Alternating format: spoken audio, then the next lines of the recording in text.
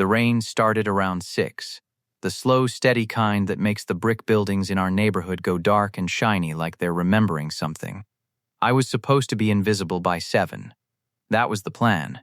Anna had a date coming over, a man named Trevor, and I'd agreed to be a roommate-shaped shadow in my own apartment. Stay in my room. Maybe leave. Don't be weird. I was being weird already, and the guy hadn't even arrived. Anna was in the kitchen attacking a pot of sauce. We have a narrow kitchen, the kind where 2 people can't both stand at the counter unless they've learned each other's movements, and over 2 years she and I had learned them without ever deciding to. I came in to fill a glass of water, and we did the thing we always do. The little sidestep, her hip out of the way before I asked, my hand already reaching past her shoulder for the cabinet that sticks, unless you bump it in the bottom corner. She had one earring in. "You're missing one," I said. Her hand went to her bare ear. "Where? Top of the microwave." "It's been there since yesterday." "And you just left it?" I figured it was resting. She didn't laugh, which told me how nervous she was. Anna laughs at almost everything. It's one of the first things I noticed about her, back when she answered my room listing wearing a red scarf and carrying a notebook, looking at my apartment like it had disappointed her personally. She has a laugh she gives away cheap and a laugh she guards. And you spend the first year learning the difference and the second year trying to earn the second one. That night she wasn't giving away either. "You can stay, you know," she said, not turning around. "For dinner. There's enough." "That's not the deal. I'm changing the deal." "You sure?" She stirred the sauce. "I want him to see I have a roommate. That it's a normal thing. That this," she gestured with the spoon at the kitchen, the table, the whole apartment is normal. I looked around while she said it, her oat milk next to my black tea in the door of the fridge, her work snacks in the cabinet over my coffee, the grocery list under a magnet, half her handwriting and half mine, the third chair shoved against the wall under the window, the one nobody sits in because it wobbles, currently holding a stack of library books in one of my hoodies. Normal was working hard in that sentence. "Okay," I said. "I'll be normal. Don't make your face." "What face?" "The one with the eyebrows. When you're being polite about something you have opinions on." "I'll keep my eyebrows neutral. Thank you." Trevor arrived at 7 exactly, which I respected against my will. He was tall, clean-cut, decent-looking, in a navy raincoat he'd clearly wiped his shoes before taking off downstairs, and he was holding a bottle of wine like a man who'd been told to bring wine and wasn't sure he'd bought the right one. "Trevor, this is Miles," Anna said. "My roommate." "Hey, man." His handshake was good. Not a power thing, just steady.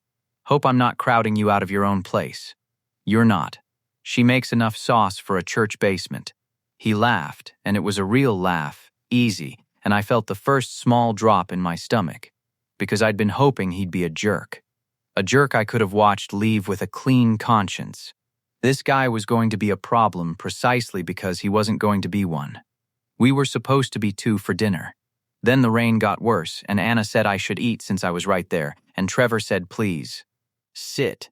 He didn't want to run me off, and I made one polite attempt to take my plate to my room before my stomach growled loud enough that all 3 of us decided not to mention it. So the third chair came to the table. Trevor sat in it. It wobbled under him immediately, and he caught the edge of the table. "Laughing, sorry," Anna said. "That chair hates company. It hates being uneven," I said. "I keep meaning to fix it. He's been meaning to fix it for a year. It's on the list."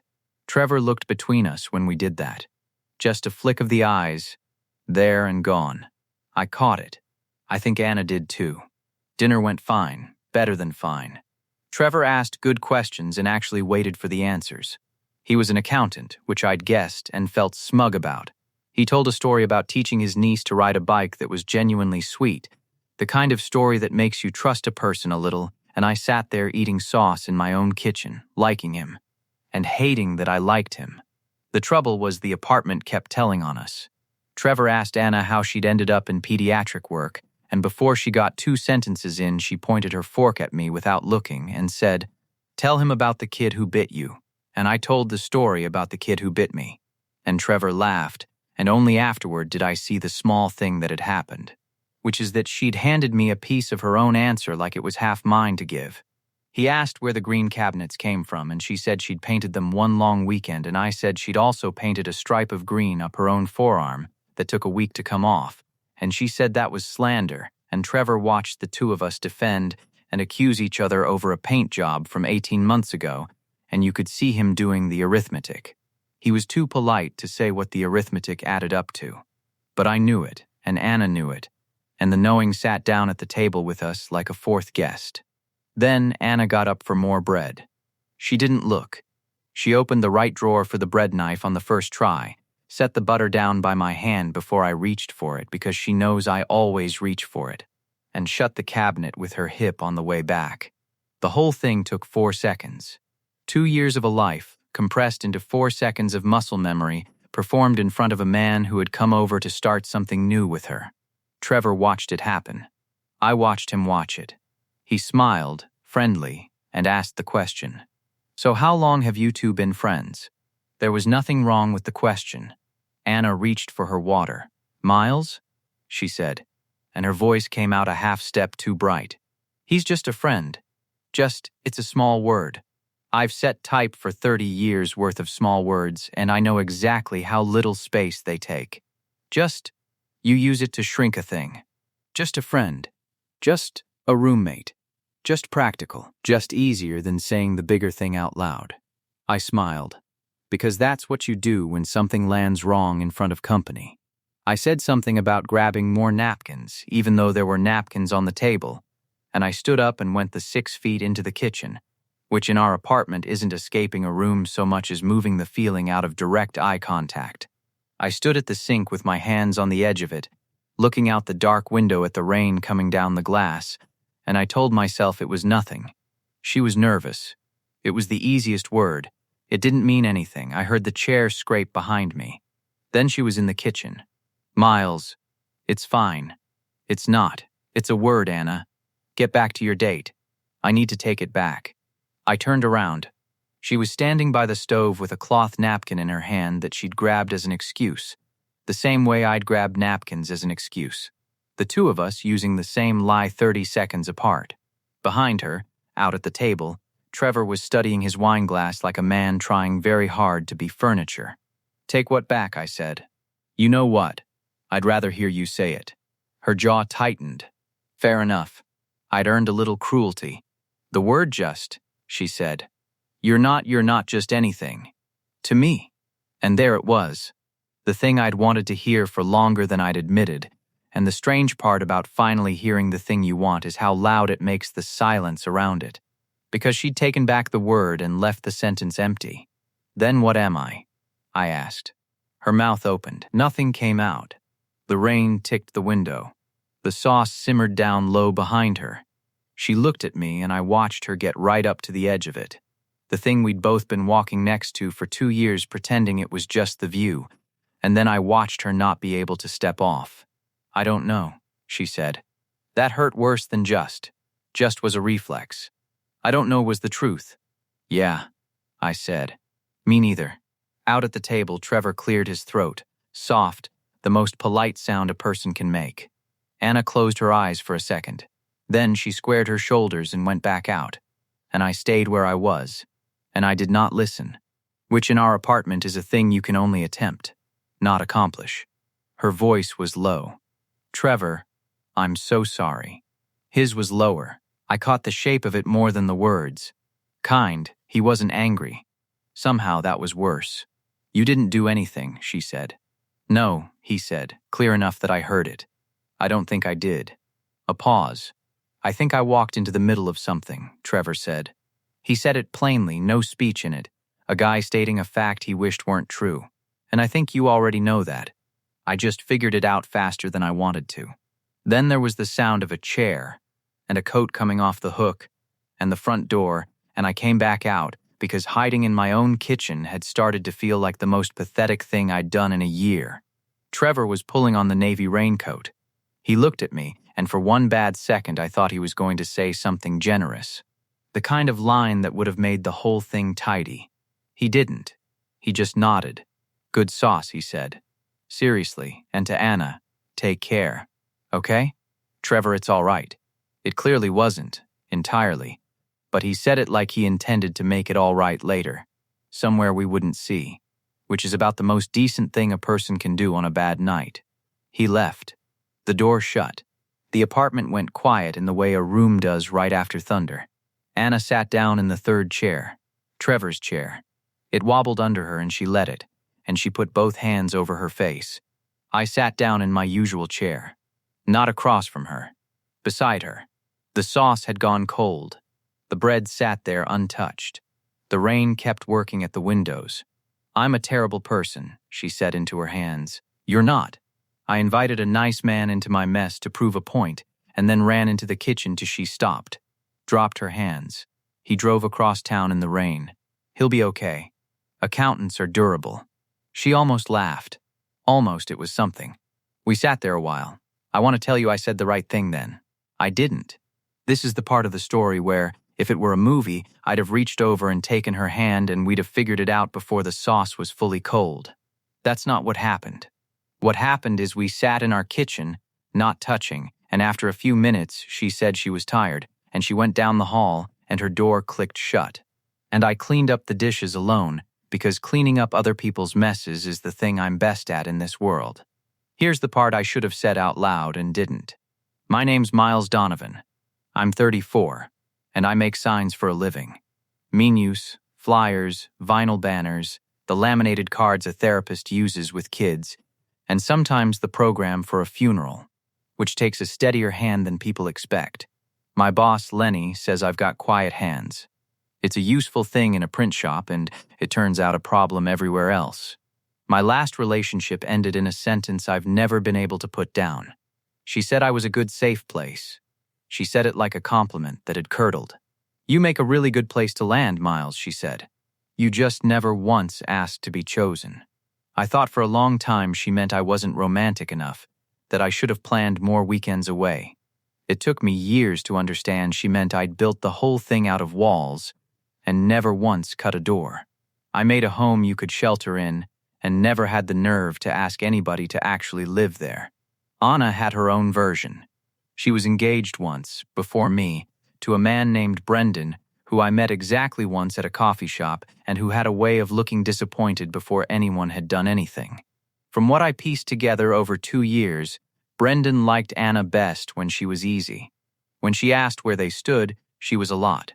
When she wanted reassurance, she was making it a thing. So she got very good at making herself smaller before anyone could shrink her first. Funny before tender. Casual before serious, just before anything that might need a bigger word. She'd answered my listing the year after that breakup, when the apartment still felt too big and full of the particular quiet a place gets after someone takes half the furniture. I wasn't looking for a friend. I was looking for someone to cover the other half of the rent and otherwise leave me alone. The first week she labeled every shelf in the pantry, alphabetized my 3 spices, and asked if I owned a vacuum and then if I ever used it. I said sometimes, emotionally, she wrote it down in the notebook she carried. And I figured she'd be unbearable. And instead she turned out to be the only person I'd lived with who could tell when I'd gone quiet for a bad reason instead of a normal one. There was a night about 8 months in. She came home late from the hospital and didn't say anything. Just stood in the kitchen with her coat still on, and I knew without being told that a kid she'd worked with for a year hadn't made it. I didn't ask. I'm not good at asking.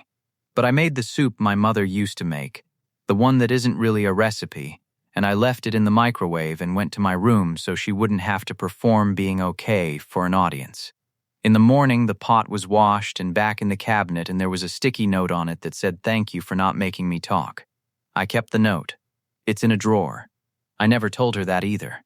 We made a rule when she moved in, before any of that. Half a joke, the way these things are.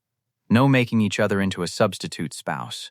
She'd raised an eyebrow at how specific it was, and I'd told her about the good safe place line, and she'd said it sounded like a bad review for an Airbnb, and we'd shaken on it. And then we spent 2 years quietly breaking it and calling every piece of it practical. It was practical that I kept her car inspection on a calendar because she hated mechanic waiting rooms. It was practical that she called my dentist for me because I'd rather be hunted in the woods. It was practical that I left soup in the microwave on the nights she came home from the hospital with that flat look she got when a kid wasn't doing well. It was practical that I woke up when I heard her key in the deadbolt and didn't go back to sleep until I heard her bedroom door, every single night for 2 years, and never once told her I did it. You can call almost anything practical if you're scared enough of the real word for it. And the lease was up Friday.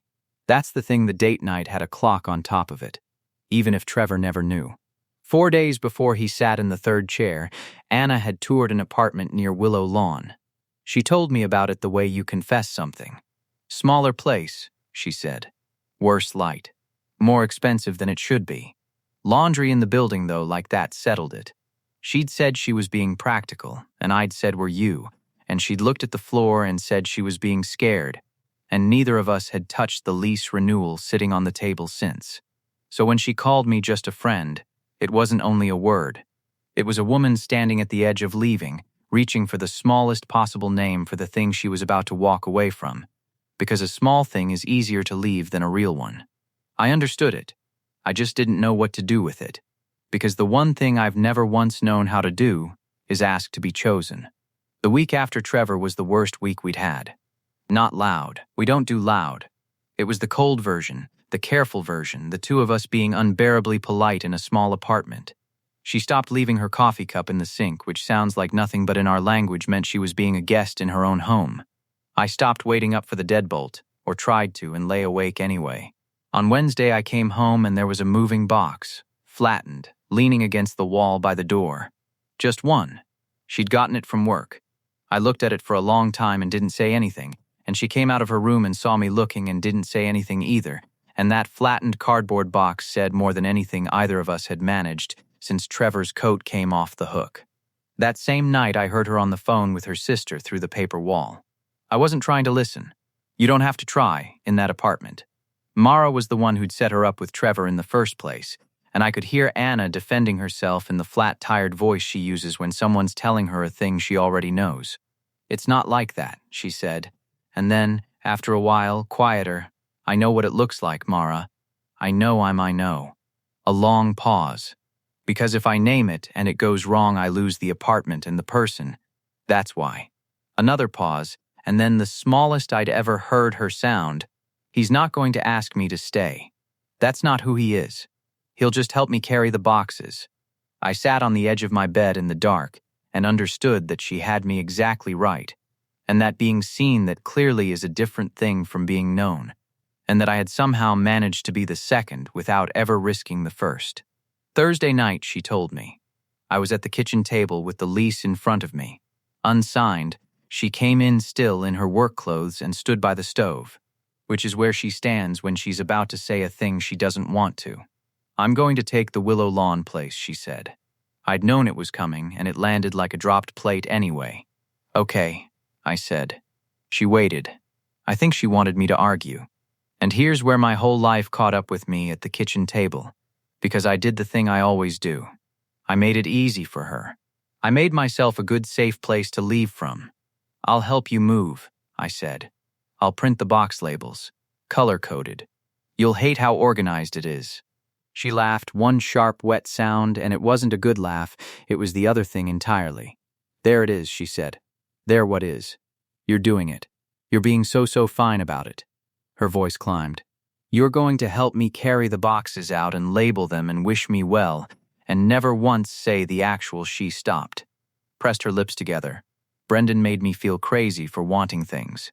You make me feel crazy for thinking you might want them too, because you never, ever say so. You just hand me the butter before I ask and wait up for my key and let me leave. You heard the key thing. Of course I heard the key thing, Miles. The walls are made of paper and good intentions. We stood there. The rain had finally stopped that day. It was the quietest the apartment had been in a week. And I thought about the good safe place line, about doors and walls, about the fact that I was, at that exact moment, building her a beautiful, safe exit out of color-coded boxes. The same way I'd built every safe thing in my life, so that nobody would ever have to deal with the embarrassment of me wanting something out loud. You want me to say it, I said. I want you to say something true, just once, without making it small, or making it a joke, or making it easy for me to walk away from.